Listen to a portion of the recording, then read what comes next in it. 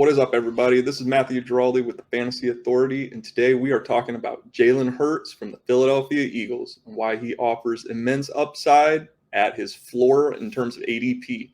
Talking about Jalen Hurts, obviously it has been an adventurous offseason for the second-year quarterback. Started back after the Eagles finished the regular season, and it was a bumpy ride this offseason. Obviously, Carson Wentz, he got traded out of town. Then we had all the draft talk where the Eagles drafted a replacement quarterback. Are they going to keep Hurts? What are they going to do? They didn't end up drafting a replacement quarterback for him. Instead, ended up going and getting the Heisman Trophy winning receiver out of Alabama, DeVonta Smith. That's going to help him immensely. And then, obviously, we got this past Saturday where the Eagles traded for Gardner Minshew. And look, we're not going to talk about Gardner Minshew right now. We're not going to talk about him at all. When it comes to Movember, we'll talk about him and his beautiful mustache. But if you mustache question about Minshew, shave it for later.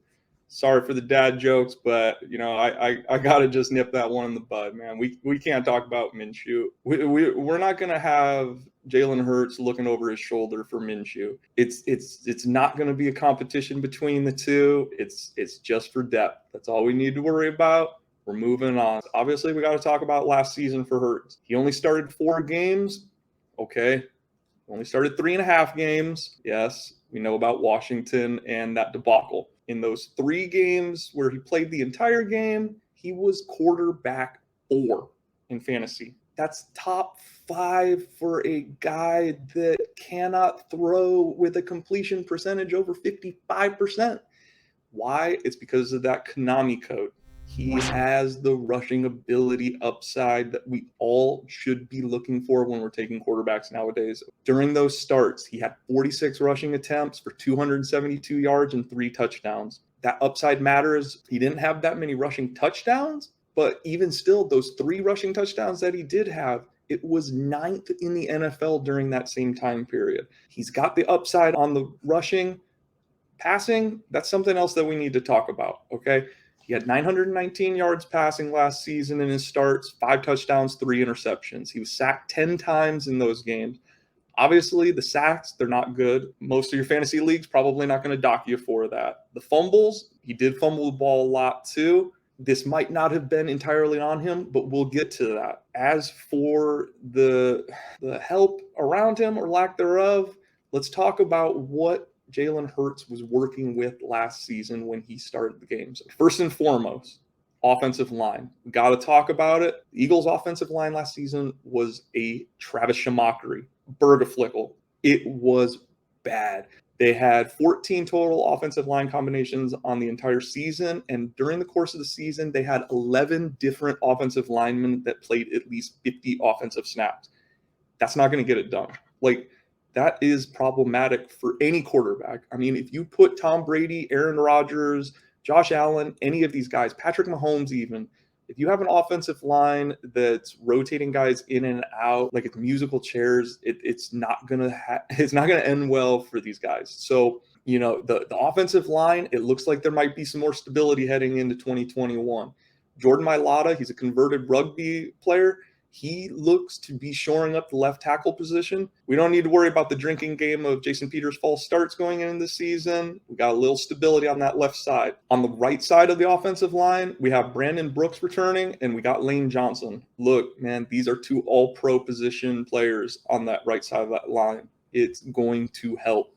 The sack numbers probably come down. Hurts gets a little less pressure in his face. Obviously, that could mean that his passing improves. Receivers, that hopefully can improve, but it really doesn't take that much. Any of you guys can probably hop in there and be better than what the Eagles were trotting out in 2020. Greg Ward, yes, Greg Ward was the leader for the Philadelphia Eagles in wide receiver targets and wide receiver yards. That's not going to do it. This year, again, DeVonta Smith, he looks like the real deal. And I get it. It's preseason. It's training camp. You get those 20-second videos that we see him dusting a 3rd stringer or 2nd stringer from the Jets. Don't care. This guy, he was doing it at all-pro level in college. This dude has shown he can be the best of the best. Obviously, the Eagles' track record with receivers the past couple years has been a little bit lacking. Jalen Reagor, look, He's not going to be Justin Jefferson. He doesn't need to be, but he does need to improve. Last season, he was hurt a lot. This season, he looks like he's healthy. He looks like he's having a good camp. And for a guy like him, he's going to benefit from having superior talent on the other side of him. He didn't have that last season. Defenses obviously adjusted, and he really wasn't that productive.